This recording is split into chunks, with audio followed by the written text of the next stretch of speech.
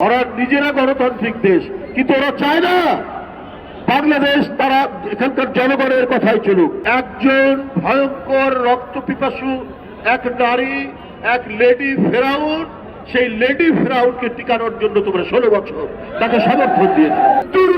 উপত্যকা দিয়ে এগিয়ে যাচ্ছে দেশকে রক্ষার জন্য। আমরা রক্ত দিয়ে এসে যে স্বাধীনতা কিনেছি, ওই স্বাধীনতা আবার বিক্রি করে দিব। আমরা পিণ্ডির কাছ থেকে স্বাধীনতা ছিনিয়ে এনেছি। রোদে ঝলসিত দক্ষ বাহুর গ্রন্থিল পেশি, এদের এই গ্রন্থিল পেশির দুর্বার গতিতে ওরা দেশ রক্ষার জন্য ব্রাহ্মণবাড়িয়া আখাউড়া সীমান্তের দিকে তারা এগিয়ে যাচ্ছে। বন্ধুরা আমার, এদের এগিয়ে যাওয়া আবার মনে পড়ছে সেই আলফ্রেড টেনিসনের কবিতা, cannon to front of them, cannon in front of them, cannon in left of them, cannon in front of them, cannon in right of them, into the valley of death. ওদের সামনে কামান, ওদের ডানে কামান, ওদের ডানে কামান। ওরা মৃত্যুর উপত্যকা দিয়ে এগিয়ে যাচ্ছে দেশকে রক্ষার জন্য। এইটা আমার মনে হয়েছে। বন্ধুরা আমার, বাংলাদেশ জাতীয়তাবাদী দলের সহযোগী এবং অঙ্গ সংগঠন তিনটি আজকের এই নিজেরা একত্রবৃত্ত হয়ে মুষ্টিবদ্ধ হাত আকাশের দিকে তুলে তারা আখাউড়ার দিকে এগিয়ে যাচ্ছে। এদের এই চেতনা তো বাংলার মহান যে সমস্ত নেতা যারা আমাদের স্বাধীনতা যুদ্ধ থেকে প্রেরণা দিয়েছে, পরবর্তীতে দেশ রক্ষার প্রেরণা দিয়েছেন, তাদের সন্তান হচ্ছে এরা। মুন্না, নয়ন, জিলানি, আমাদের রাজীব হাসান, রাকিব এবং নাসিররা, এরা হচ্ছে তাদের সন্তান। বাংলা ভাষণের সন্তান, স্বাধীনতার ঘোষক জিয়াউর রহমানের সন্তান, ওরা দেশনেত্রী বেগম খালেদা জিয়ার সন্তান, ওরা দেশ নায়ক তারেক রহমানের সন্তান, আদর্শের সন্তান। এরা তো এই চেতনা তৈরি করেছে আগে। আমরা রক্ত দিয়ে এসে যে স্বাধীনতা কিনেছি, ওই স্বাধীনতা আবার বিক্রি করে দিব। আমরা পিণ্ডির কাছ থেকে স্বাধীনতা ছিনিয়ে এনেছি, এটা দিল্লির কাছে আমরা আত্মসমর্পণ করব। এই রক্ত আমাদের মাঝে নেই। বন্ধুরা আমার, আজকে যারা এখানে অঙ্গীকার বক্তব্য রেখেছে, তাদেরকে আবার বলা হয়েছে একজন বর্তমান যুদ্ধের sector commander, Munna sector commander, Jilani sector commander, আমাদের রাকিব সেক্টর কমান্ডার, আমাদের নয়ন সেক্টর কমান্ডার, আমাদের রাজীব হাসান সেক্টর কমান্ডার, আমাদের নাসির সেক্টর কমান্ডার। এই সেক্টর কমান্ডারদের নেতৃত্বে আপনারা এগিয়ে যাচ্ছেন সীমান্তে।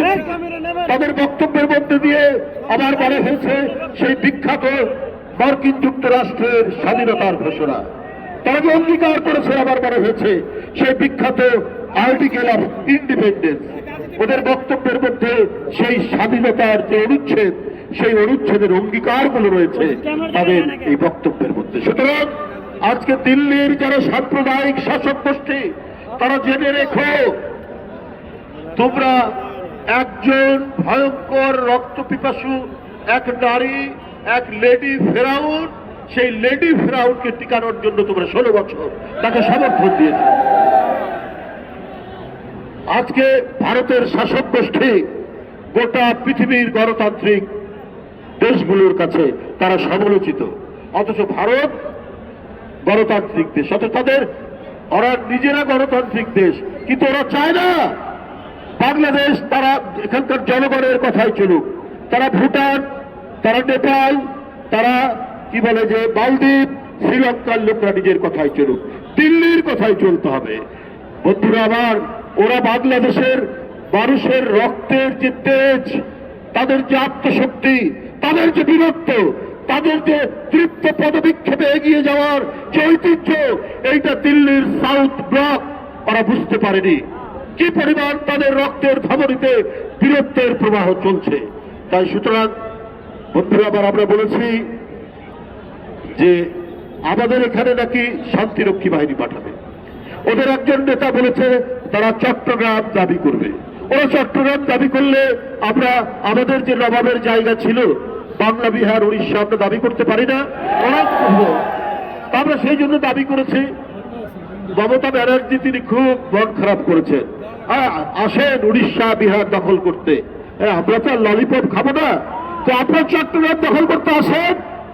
আমরা কি আমলকি খাবো নাকি আমরা চানাচুর খাবো? আমরা সেটা খাবো না। আমরাও আমাদের শক্তি, আমাদের দেশ, আমরা আমার দেশকে রক্ষা করবো। বন্ধুরা আমার, আমি লাস্ট একটি কথা বলছি।